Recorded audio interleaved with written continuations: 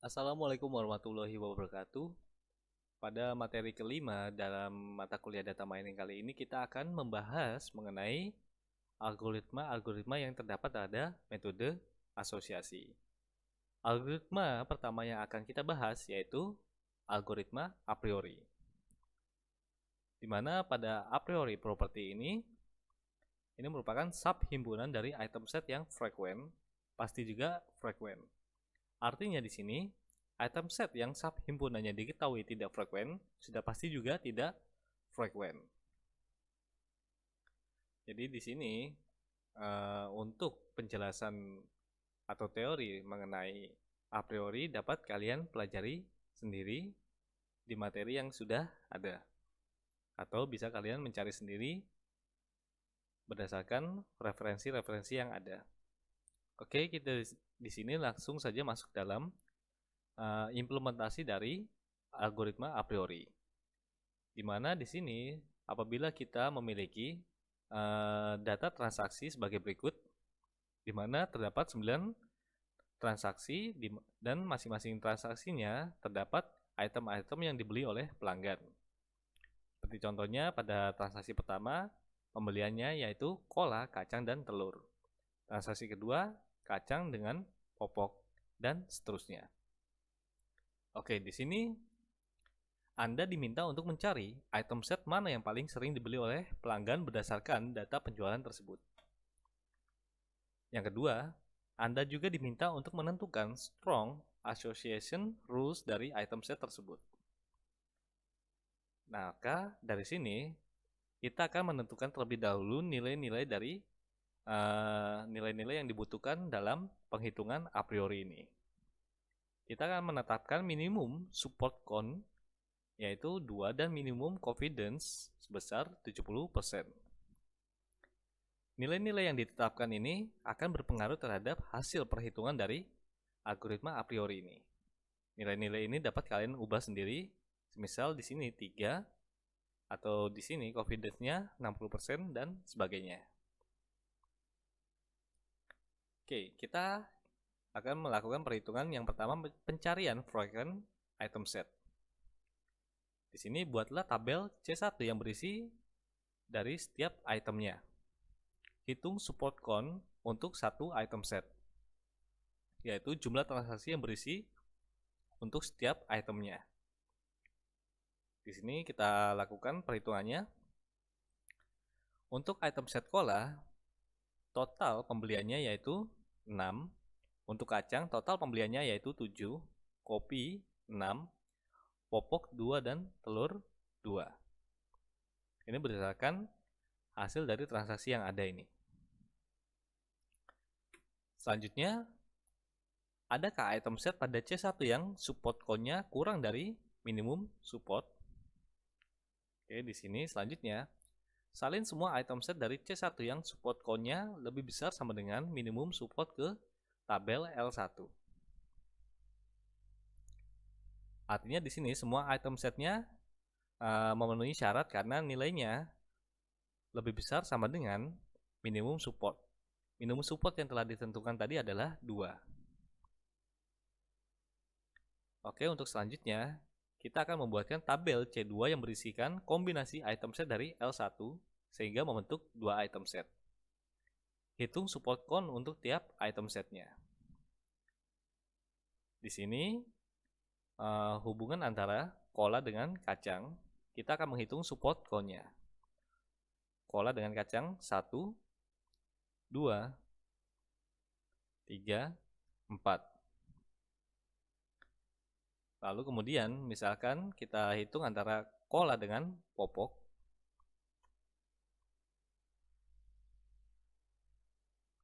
Satu ya, cola dengan popok. Semisal kita hitung antara cola dengan telur. 1, 2. Jadi masing-masing akan dihitung berdasarkan kombinasi dari 2 itemnya. Sehingga di sini terdapat item yang di lambang diberikan warna kuning. Yang artinya nilai tersebut tidak memenuhi syarat dari minimum supportnya. Sehingga didapatkan untuk tabel L2 ini item setnya kombinasinya antara kola kacang, kola kopi, kola telur, kacang kopi, kacang popok, dan kacang telur. Untuk kombinasi itemnya yang di bawah 2, maka tidak akan masuk ke dalam tabel ini. Kemudian, kita buatkan tabel C3 yang berisi kombinasi item set dari L2 sehingga membentuk 3 item set atau 3 item set. Hitung support count untuk tiap item setnya. Di mana di sini subsetnya ada yang tidak muncul di L2. Di sini maka untuk kombinasi C3 ini kita akan melihat berdasarkan data yang terdapat pada tabel L2-nya. Di sini subsetnya ada yang tidak frekuen, di mana tidak frekuen ini penjelasannya sudah ada di slide sebelumnya. Sehingga didapatkan item setnya yang cocok adalah kola kacang kopi, kola kacang dan telur.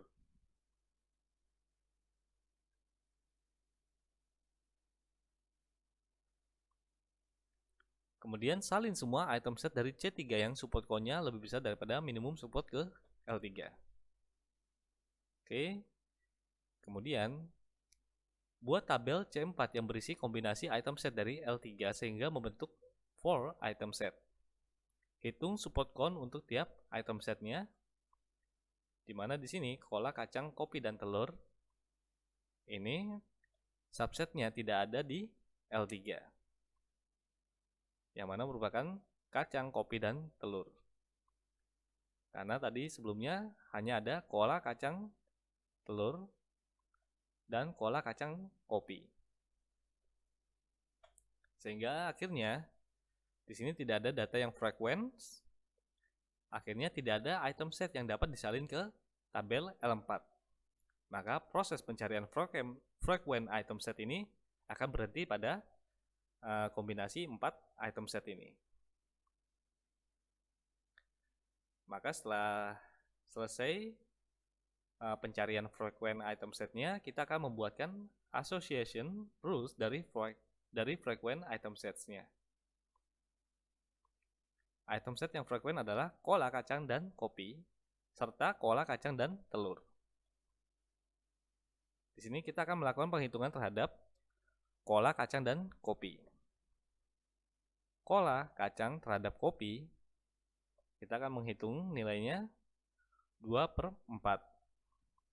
Kola kopi terhadap kacang 2/4. Kacang kopi terhadap kola 2/4. Kopi terhadap kola dan kacang 2/6 dan seterusnya. Sehingga didapatkan nilai confidence-nya 50%, 33,3%, 28,6%, dan 33,3%. Ini untuk frekuen item set kola kacang dan kopi. Selanjutnya kita akan menghitung kola kacang dan telur.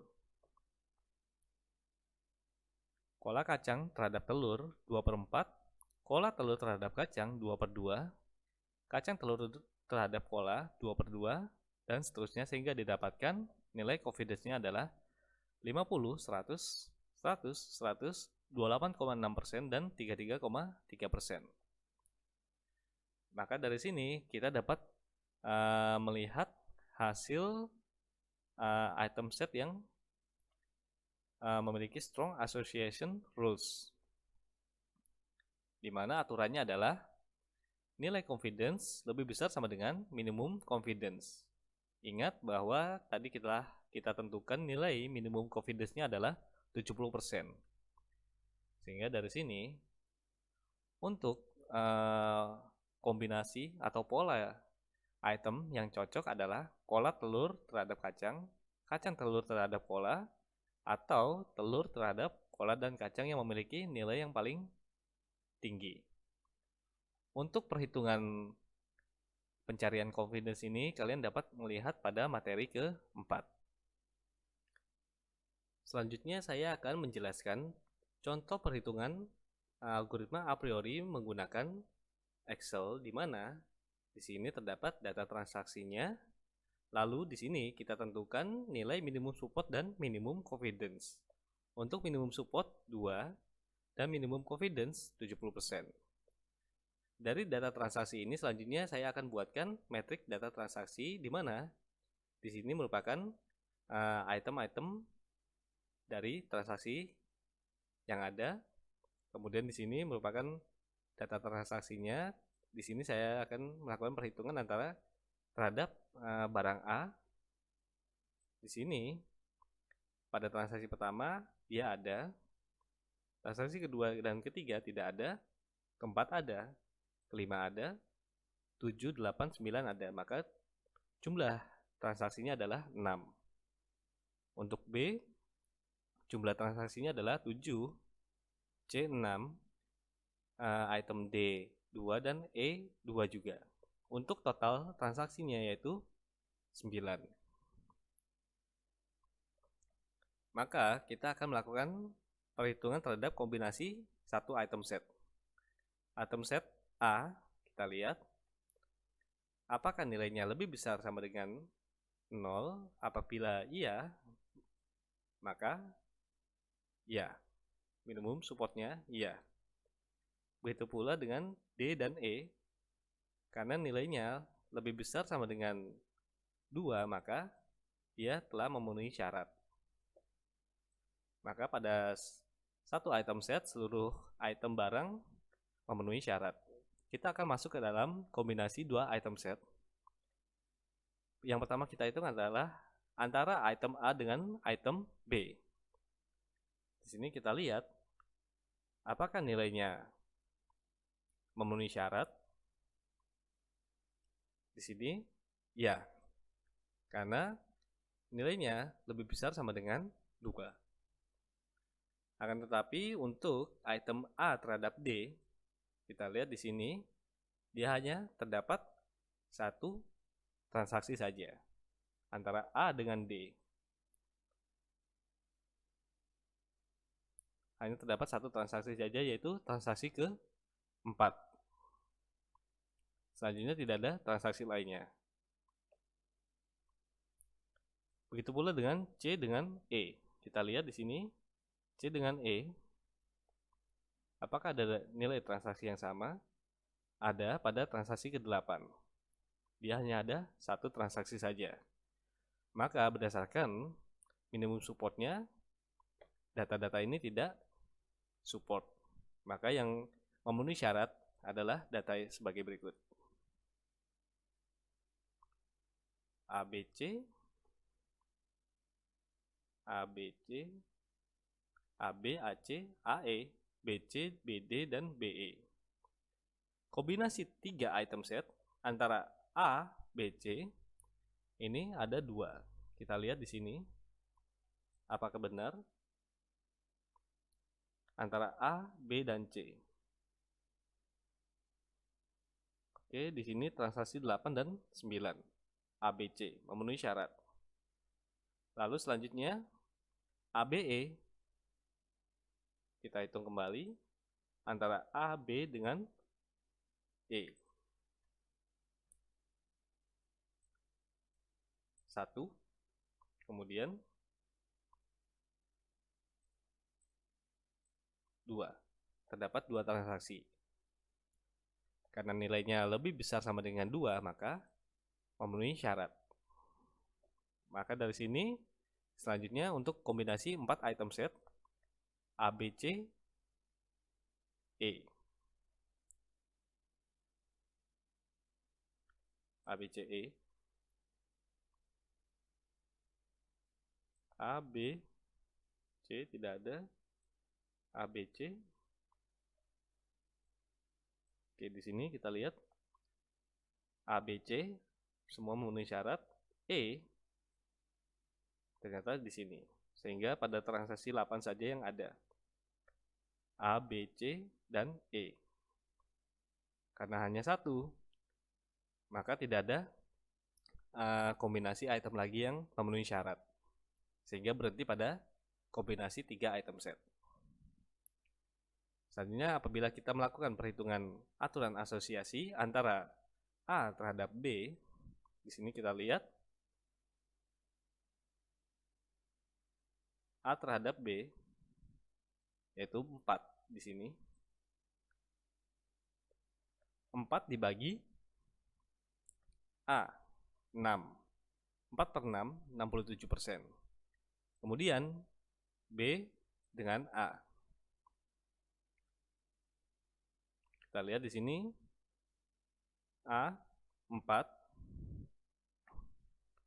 sedangkan B itu 7. 4 per 7, maka hasilnya adalah 57%. Kita lihat di sini berdasarkan rumusnya.